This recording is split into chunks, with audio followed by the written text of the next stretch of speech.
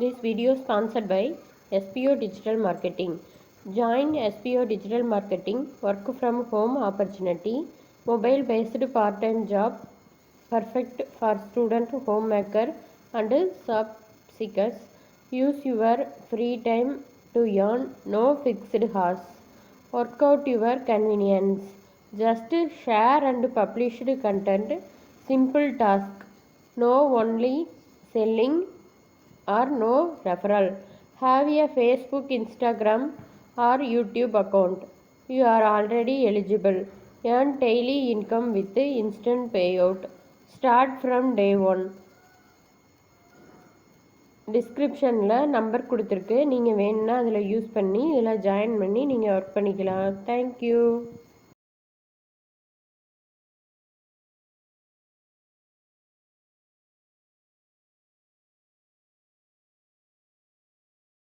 Skip பண்ணாதீங்க, பெரிய தப்பு. தினம் 300 ரூபாய் சம்பாதிக்க அரிய வாய்ப்பு. இன்ஸ்டாகிராம், ஃபேஸ்புக் பயன்படுத்த தெரிந்தால் போதும். Content post and content publishing மூலமா தினம் 300 ரூபாய் சம்பாதிக்கலாம். இந்த வேலை செய்ய 5 நிமிடம் போதும். Work training support, group communication support, all language customer live chat support, முக்கியமா சொந்தமா ஒரு பிசினஸ் ஸ்டார்ட் பண்ற அளவுக்கு உங்களால கற்றுக்கொள்ளவும் முடியும், சம்பாதிக்கவும் முடியும். இந்த வேலை வாய்ப்பு வழங்குவது 5 வருடத்திற்கு மேல ரன் ஆகிட்டு இருக்க நம்ம தமிழ்நாட்டு company school of business organisation private limited. மேலும் விவரங்களுக்கு டிஸ்கிரிப்ஷன்ல கொடுத்திருக்க நம்பருக்கு வாட்ஸ்அப் பண்ணுங்க.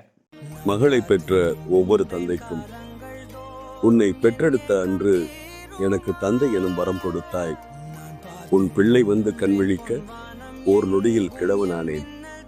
இது ஒரு வரம் மகளே, இது ஒரு வரம்.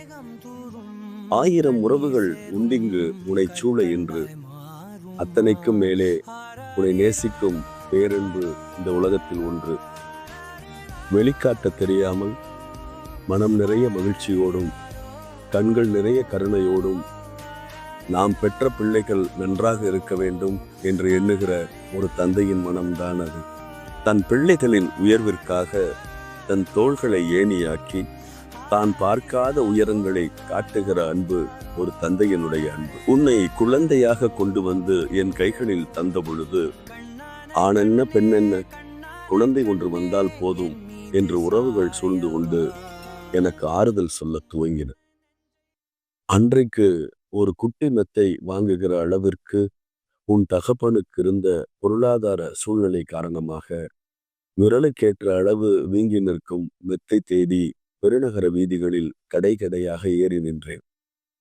விரலுக்கேற்றவாறும் விரலை தாண்டியும் வீங்கி நின்ற மெத்தைகள் அணிவகுத்து நின்ற கடைகளின் விலைப்பட்டியலை பார்த்து கொண்டிருந்த பொழுது, பின்னாலிருந்து மெதுவாக அழைத்த அந்த கடைக்காரர் கேட்டார், விலைப்பட்டியலை நீண்ட நேரமாக பார்த்து கொண்டிருக்கிறீர்களே, மெத்தை வாங்குவது மகனுக்கா மகளுக்கா என்று கேட்டார். நான் என் நிலைமையை எடுத்துச் சொல்லி மகளுக்குத்தான் என்றேன். அவர் மெதுவாக சொன்னார், மகளுக்காக மெத்தை வாங்குகிற பொழுது விலையெல்லாம் பார்க்கக்கூடாது. காரணம் என்னவென்று அவரிடம் கேட்டேன். நீ நடை தளர்ந்து வயது முதிர்ந்த காலத்தில் உன் மகள்தான் உனக்கு சோறு போடும், உனக்கு சோறு போடு என்று வாயருகே கை